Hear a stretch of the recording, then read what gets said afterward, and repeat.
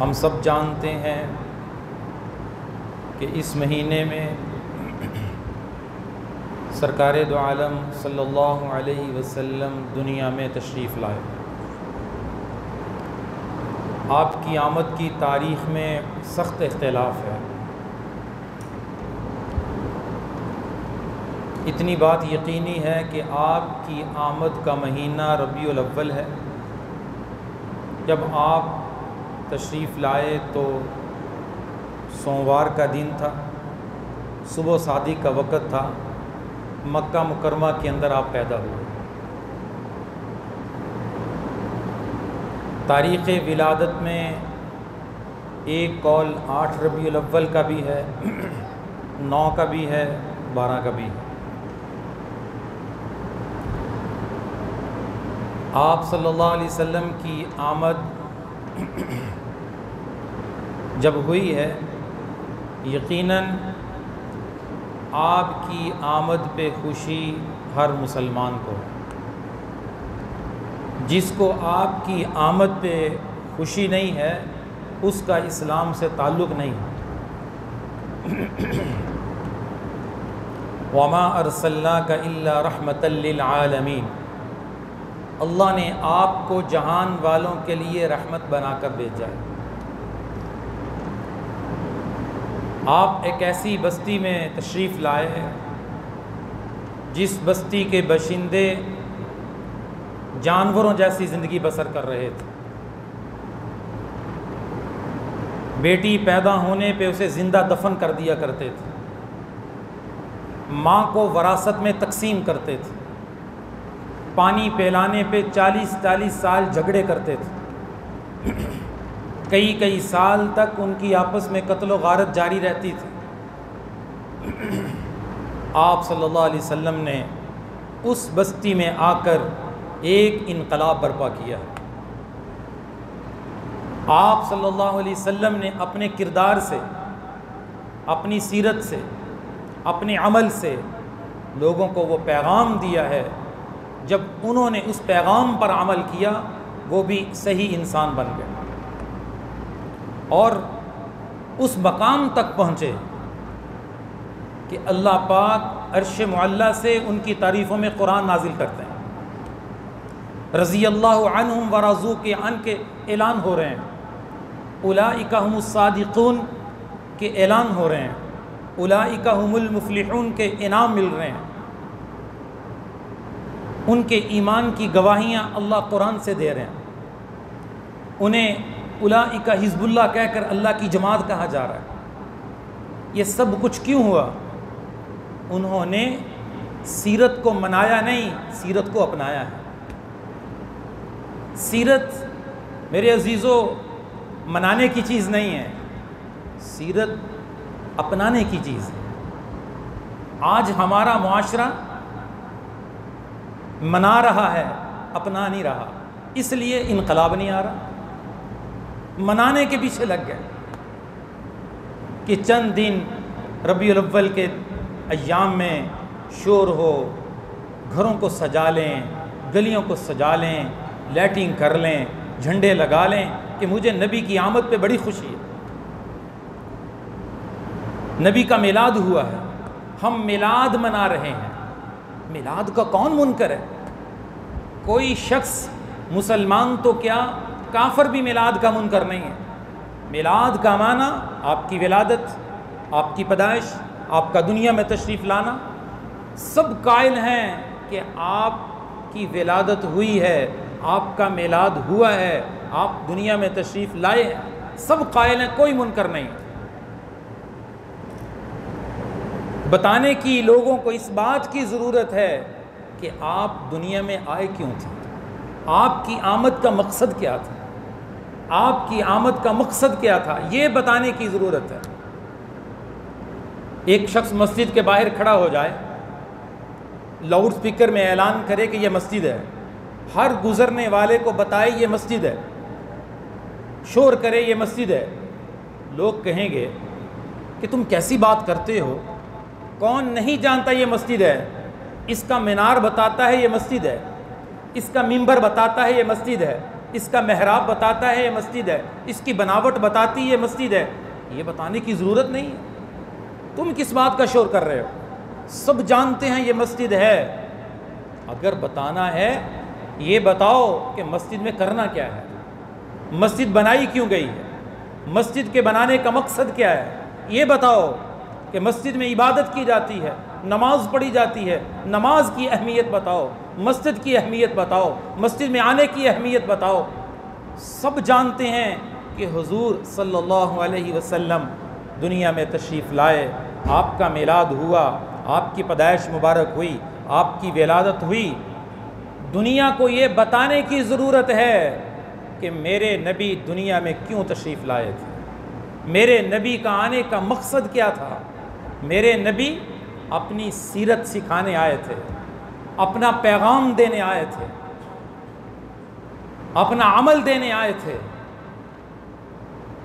آج ہم نے اس مقصد کو چھوڑ کر ان چیزوں کے پیچھے لگ گئے جو مقصد نہیں تھا، جو مقصد نہیں تھا۔ زندگی سنت کے خلاف،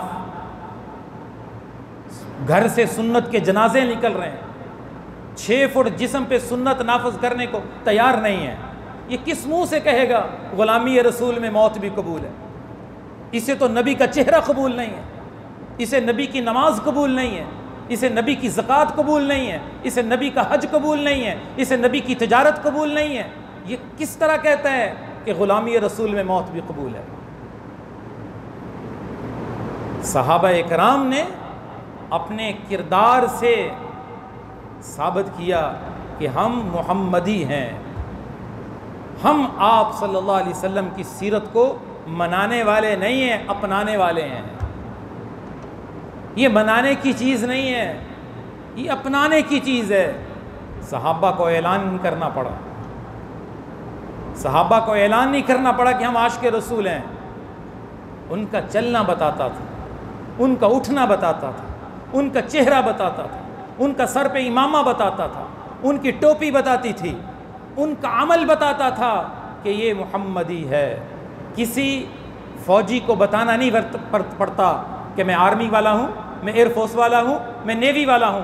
اس کا یونیفارم بتاتا ہے، اس کی وردی بتاتی ہے، یہ اس کی پہچان ہے کہ میں کون ہوں۔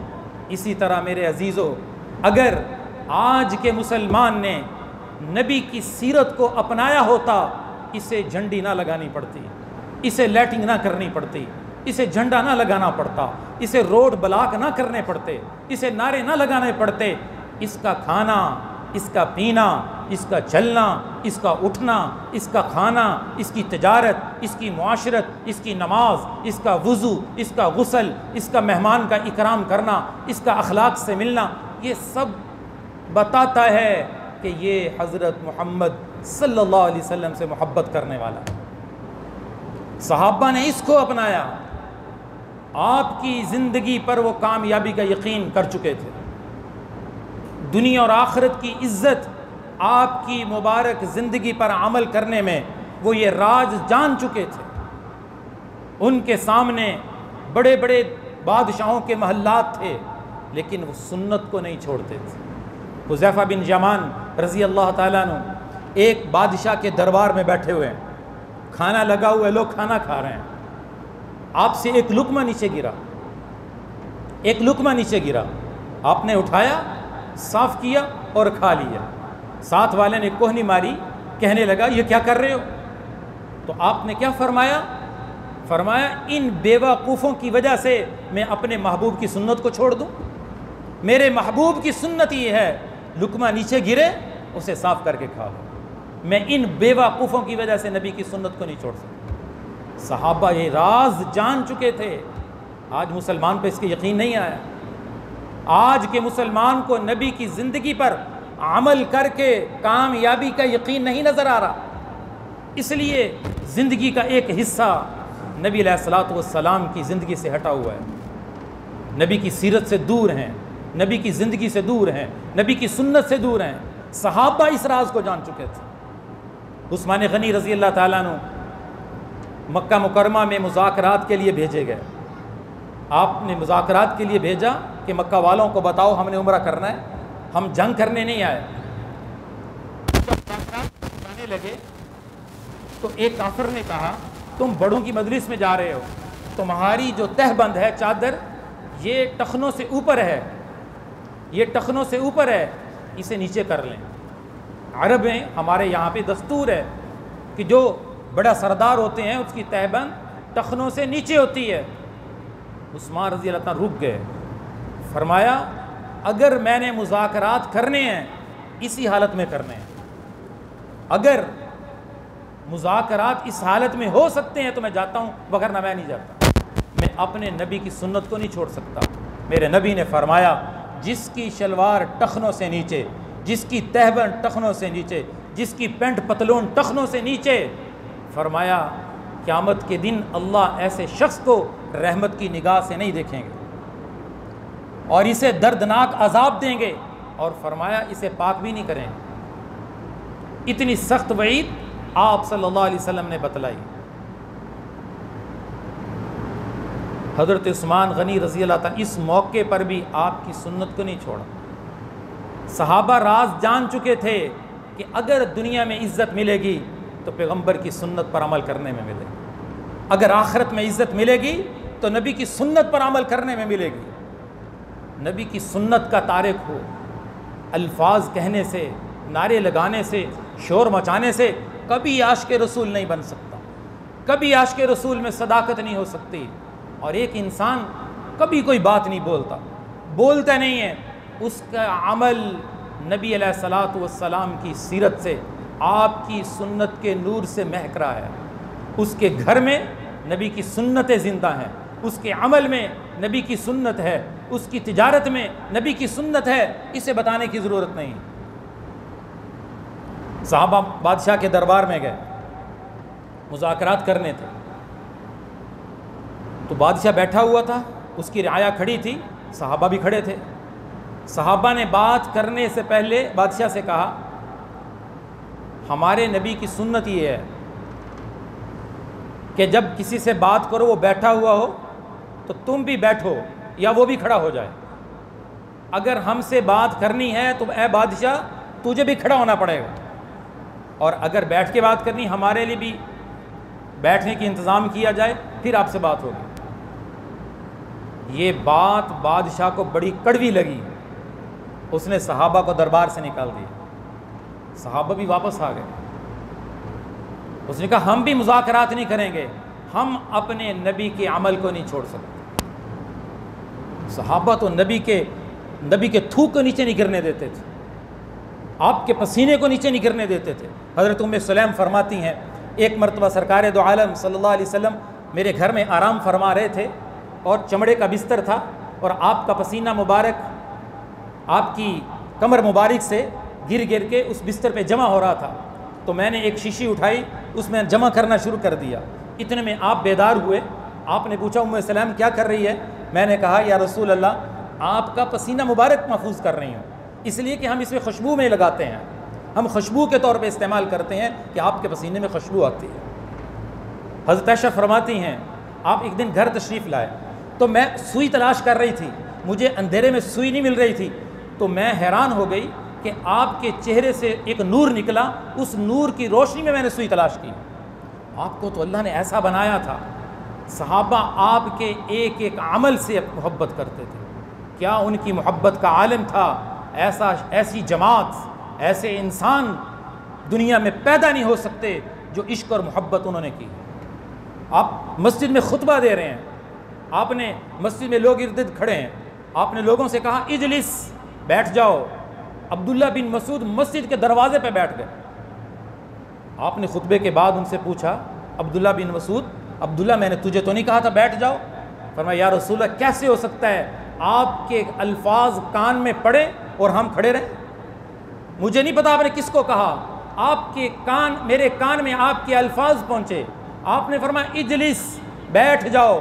میں وہیں بیٹھ گیا کہ سرکار نے فرما دیا. صحابہ آپ کی سیرت اور آپ کی صورت کو اپنانا دنیا آخرت کی کامیابی اس میں سمجھتے تھے. میرے عزیزو, ربیع الاول کے مہینے کا پیغام یہی ہے کہ ہم زندگی ہو گئی, ربیع الاول کا مہینہ آ رہا ہے, آتا ہے چلا جاتا ہے, آتا ہے چلا جاتا ہے. چند دن ایک شور کرتے ہیں, آواز بلند ہوتی ہے، گھر سجائے جاتے ہیں، بازار سجائے جاتے ہیں، راستے بلاک کیے جاتے ہیں، اور نبی کے آمد کی خوشی کے میلاد کے موقع پہ نبی کریم صلی اللہ علیہ وسلم کے دین کا مذاق اڑایا جاتا ہے، اور آپ کا نام کیکوں پہ لکھ کر اس کے اوپر چھری چلائی جاتی ہے۔ یہ دین کو کس طرف لے کے جا رہے ہیں؟ یہ نبی کے ساتھ عشق اور محبت نہیں ہے، یہ کوئی اور ہی سسٹم ہے، کوئی اور ہی نظام ہے۔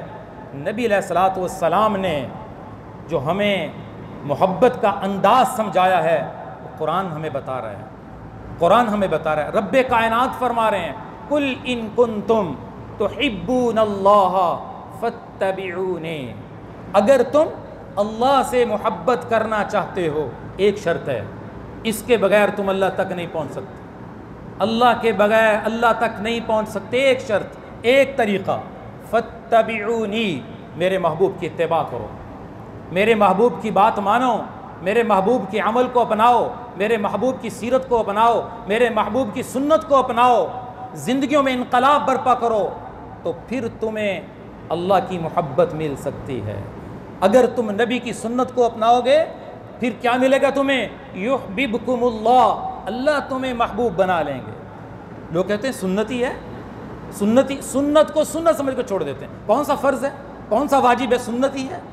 کھانا سنت کے خلاف، شادی سنت کے خلاف، غمی سنت کے خلاف، پورا معاشرہ، میں یہ بات کئی بات عرض کر چکا ہوں، آج نبی کی سنت کو پس پش ڈال کر معاشرے کے مطابق چل رہے ہیں لوگ، دین پیچھے ہے، اللہ کا حکم پیچھے ہے، نبی کی زندگی پیچھے ہے، نبی کی سیرت پیچھے ہے، معاشرہ آگے ہے۔ معاشرے کو راضی کرنا ہے، وفات ہے معاشرے کو خوش کرنا ہے، برادری کو راضی کرنا ہے، اور خوشی کا دن ہے، شادی ہے، معاشرے کو راضی کرنا ہے، دوست کو راضی کرنا ہے، عزیز و اقارب کو راضی کرنا ہے، اگر ناراض کرنا ہے تو اللہ کے رسول کو ناراض کرنا ہے۔ کیسا ایمان ہے، کیسی کامیابی! امید لگائی ہے نبی علیہ الصلوۃ والسلام ہماری شفاعت کریں گے، گھروں سے سنت کے جنازے نکل گئے، فرض کے جنازے نکل گئے، گھر کی عورتیں بے پردہ، بیٹیاں بے پردہ، بیوی بے پردہ، بہنیں بے پردہ، کس نبی کی صورت پہ عمل کر رہے ہیں، کس نبی کی سیرت پہ عمل کر رہے ہیں؟ میرے عزیزو، ربیع الاول کا سب سے بڑا پیغام یہی ہے کہ ہم اپنی زندگیوں میں انقلاب لے کر آئیں۔ ہم یہ سیرت صرف اپنی حد تک نہیں، اپنے گھر میں اپنے بچوں کو بھی سکھائیں۔ گھر میں کتابوں کی لائبریری بھری پڑی ہے اسکول کالج کی کتابوں سے، لیکن نبی کی سیرت نہیں، نبی کی سیرت کے تذکرے نہیں ہیں۔ اولاد کی زندگی نبی کی سیرت کے خلاف، باپ اپنی اولاد کو نبی کی زندگی سکھانے کے لیے تیار نہیں۔ اللہ کے نبی نے فرمایا دیور موت ہے عورت کے لیے۔ کیوں فرمایا؟ کہ گھر کی عورتوں کو پردے کا اہتمام، میرے نبی صلی اللہ علیہ وسلم عورت کو چادر دے کر گئے، عورت کو پردہ دے کر گئے، یا ایھا النبی، اے نبی، کل ازواجک و بناتک و نساء المؤمنین یدنین علیہن من جلابیبہن، اے نبی اپنی بیویوں سے کہو، اپنی بیٹیوں سے کہو، مومن عورتوں سے کہو جب گھر سے باہر نکلیں تو پردہ کر کے نکلیں۔ اور فرمایا دیور موت ہے، الحمو الموت، میرے نبی کا فرمان دیور موت ہے۔ آج ہمارے گھروں سے شرعی پردے کا وجود ہی ختم ہو گیا، شرعی پردے کا نظام ہی ختم ہو گیا، اور برادری عزیز و قارب دستک دیتے ہیں اور ڈائریکٹ اندر۔ قرآن کی خلاف ورزی، نبی کی سیرت کی خلاف ورزی۔ اللہ کے نبی کی بیویوں سے پاکیزہ دل کسی کے ہو سکتے ہیں؟ صحابہ سے کے دلوں سے پاکیزہ دل کسی کے ہو سکتے ہیں؟ عبداللہ ابن ام مکتوم نبینہ ہیں، آنکھوں سے نبینہ ہیں، وہ تشریف لائے، آپ کے پاس آپ کی دو بیویاں بیٹھی ہوئی تھیں، آپ نے فرمایا تم پردہ کر لو۔ کہنے لگی یا رسول اللہ وہ تو نبینہ ہے، وہ کون سا ہمیں دیکھتا ہے؟ آپ نے فرمایا تم اندھی ہو، تم تو دیکھ رہی ہو، پردہ کرو۔ وہ امت کی مائیں تھیں، امت کی مائیں، ان کے ساتھ نبی کی وفات کے بعد بھی امتی کے لیے نکاح کرنا جائز نہیں ہے، نبی کی بیوی سے نکاح کرنا جائز نہیں ہے۔ کیوں؟ اس لیے کہ ماں ہے، امت کی مائیں، لیکن پردے کا حکم موجود ہے۔ گھروں کے نظام پا پردہ تھے، آج نظام ہی سارا بکھر گیا۔ ہم دین کے ایک حصے پر عمل کر کے کہ میرا کھانا سنت کے مطابق ہے، میرا پینا سنت کے مطابق ہے، ہم نے سمجھا ہم نے دین پہ عمل کر لیا۔ اللہ کے نبی کی سیرت تجارت کے اندر بھی ہے، معاشرت کے اندر بھی ہے، معاملات کے اندر بھی ہے، عبادات کے اندر بھی ہے، نظریات کے اندر بھی ہے۔ جب تاجروں نے سیرت کو اپنایا تو ان کی یہ تجارت بھی اسلام کو پھیلانے کا ذریعہ بنی۔ تاریخ کی کتابوں میں لکھا ہے انڈونیشیا، ملیشیا، مالدیو، ان ملکوں کے اندر اسلام تاجروں کے ذریعے آیا، ان ملکوں کے اندر اسلام تاجروں کے ذریعے آیا۔ تاجروں نے اللہ کے نبی کی سیرت کو ایسا اپنایا، ایسا عدل ان کی تجارت میں تھا، ایسا انصاف ان کی تجارت میں تھا، ایسا سچ ان کی تجارت میں تھا، ایسے اخلاق ان کی تجارت میں تھے، لوگ ان کے اخلاق کو دیکھ کر، ان کے معاملات کو دیکھ کر کلمہ پڑھنے لگے۔ ان ملکوں میں اسلام کو پھیلانے والے تاجر تھے، اس لیے کہ ان کی تجارت نبی کی سیرت کے مطابق تھی، نبی کی سنت کے مطابق تھی، نبی کی زندگی کے مطابق تھی۔ وہ تجارت میں جھوٹ نہیں بولتے تھے، وہ تجارت حق سچ پر کرتے تھے، وہ تجارت میں دھوکہ نہیں دیتے تھے، وہ تجارت میں دو نمبری نہیں کرتے تھے، ان کی تجارت رسول اللہ صلی اللہ علیہ وسلم کی ترتیب کے مطابق تھی۔ آج پورا معاشرہ کس چیز کو لے کر ہم تذکرہ کریں؟ بس ایک مجموعی صورت بتاتے ہیں کہ میرے عزیزو، اگر ہماری کامیابی ہے تو نبی کی صورت میں چھپی ہوئی ہے۔ مسلمان کہیں چلا جائے اس کی ترقی نہیں ہو سکتی جب تک یہ نبی علیہ الصلوۃ والسلام کی سیرت کو نہیں اپناتا۔ شیخ الاسلام مفتی محمد تقی عثمانی صاحب فرماتے ہیں، میں جہاز میں بیٹھا ہوا تھا، میرے ساتھ ایک شخص بیٹھا ہوا تھا، جہاز والوں نے جب کھانا تقسیم کیا تو میں نے دائیں ہاتھ سے کھانا شروع کیا، اس نے بائیں ہاتھ سے کھانا شروع کیا۔ میں نے اس کو کہا کہ اے میرے بھائی، دائیں ہاتھ سے کھانا سنت ہے، آپ بائیں ہاتھ سے کھا رہے ہیں۔ تو مجھے کہنے لگا تمہاری ان مولویوں کی باتوں نے مسلمانوں کو پیچھے کیا ہوا، سارا قصور کس کا ہے؟ مولوی کا ہے، قصور مولوی کا ہے، کیونکہ مولوی مدینے کی بات کرتا ہے، مولوی نبی کی بات کرتا ہے۔ ہم نبی کی بات سننا نہیں چاہتے، ہم تو یورپ کی بات سننا چاہتے ہیں، ہم تو ان کے لباس کو اچھا سمجھتے ہیں، ہم تو ان کی شکل و صورت کو اچھا سمجھتے ہیں، ہم تو ان کی تقریبات کو اچھا سمجھتے ہیں، کہ جب تک ہمارا عمل یورپ کی ترتیب کے مطابق نہ ہو بات ہی نہیں بنتی۔ تو وہ کہنے لگا تمہاری ان مولویوں کی باتوں نے مسلمانوں کو پیچھے کیا ہوا، دیکھو امریکہ کتنی ترقی کر رہا ہے، وہ دیکھو برطانیہ کہاں جا رہا ہے، وہ دیکھو فلاں ملک کہاں جا رہا ہے۔ تو حضرت فرماتے ہیں میں نے اس کو کہا میری بات سنو،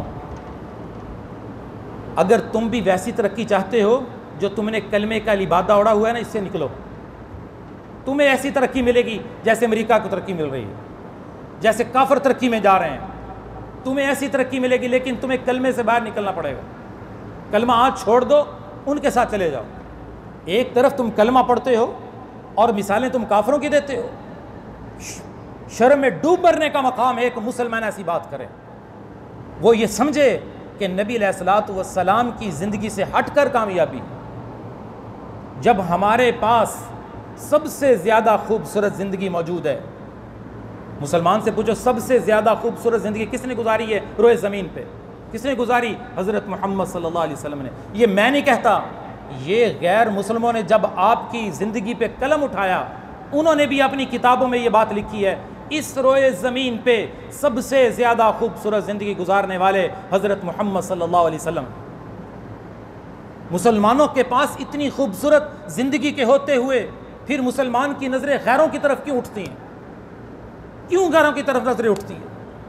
اپنی اولاد کے لیے کیوں غیر کا رستہ اختیار کرتے ہیں؟ کیوں نبی کی سنت سے ہٹ کے رستہ اختیار کرتے ہیں؟ میرے نبی کبھی ننگے سر بازار نہیں گئے تھے، کبھی صحابہ ننگے سر بازاروں میں نہیں پھرتے تھے۔ جو ننگے سر بازاروں میں پھرتا ہے میرے نبی کا میری شریعت کا مسئلہ، دین کا مسئلہ ہے۔ فقہاء نے لکھا ہے کہ اسلامی حکومت ہو تو اس کی گواہی بھی عدالت میں معتبر نہیں۔ تو آج دیکھیں ہم نبی کی سنت کو کتنا چھوڑ رہے ہیں۔ تو اس لیے میرے عزیزو، اگر دنیا آخرت کی کامیابی چاہتے ہیں، ہمیں واپس پلٹنا ہے، اپنی زندگی میں انقلاب لانا ہے۔ صرف عبادت اور کھانے پینے کی حد تک نہیں ہم سیرت کو اپنائیں گے، ہم اپنے نبی کی تجارت سیکھیں گے، ہم اپنے نبی کی زکوٰۃ سیکھیں گے، ہم اپنے نبی کا حج سیکھیں گے، ہم اپنے نبی کی معاشرت کو پڑھیں گے، ہم اپنے نبی کے معاملات کو پڑھیں گے، ہم اپنے نبی کے اخلاق کو پڑھیں گے، ہم اپنے نبی کی سوچ اور نظریات کو سیکھیں گے کہ میرے نبی کی سوچ کیا تھی، میرے نبی کا نظریہ کیا تھا، میرے نبی کی آمد کا مقصد کیا تھا۔ ان ساری چیزوں کو سیکھ اور پڑھ کر اس پہ خود آئیں گے، گھر والوں کو لائیں گے، بچوں کو لائیں گے، انشاءاللہ پھر ایک وقت آئے گا ہمارا گھر محمدی بن جائے گا، محمدی بن جائے گا، ہمارا گھر سنت کے نور سے مہکتا نظر آئے گا، پھر کوئی جھنڈا لگانے کی ضرورت نہیں پڑے گی، لائٹیں لگانے کی ضرورت نہیں پڑے گی، سجانے کی ضرورت نہیں پڑے گی۔ اس کی اولاد بتائے گی کہ اس کے اندر نبی علیہ الصلوۃ والسلام کی سنت زندہ ہے، اس کا عمل بتائے گا، اس کی خواتین بتائیں گی، اس کے گھر کے اعمال بتائیں گے۔ ہم نے اپنے گھروں میں سنت کے تذکرے کرنے ہیں، جب سنت کے تذکرے گھروں میں ہوں گے، نبی علیہ الصلوۃ والسلام کی محبت بچوں کے دلوں میں آئے گی، عورتوں کے دلوں میں آئے گی۔ آج گھر میں تعلیم کے حلقے ہی ختم ہو گئے، گھر میں تعلیم کے حلقے لگیں، نبی کی باتوں کے تذکرے ہوں، تو کس طرح بچوں کو نبی کا تعارف نصیب ہوگا، نبی کی سیرت کا پتہ چلے گا۔ تو ربیع الاول کے اس پیغام کو اپنائیں اور پھیلائیں۔ اللہ پاک ہمیں اپنی زندگی میں انقلاب لانے کی توفیق نصیب فرمائے۔ وآخر دعوانا الحمد للہ رب العالمین۔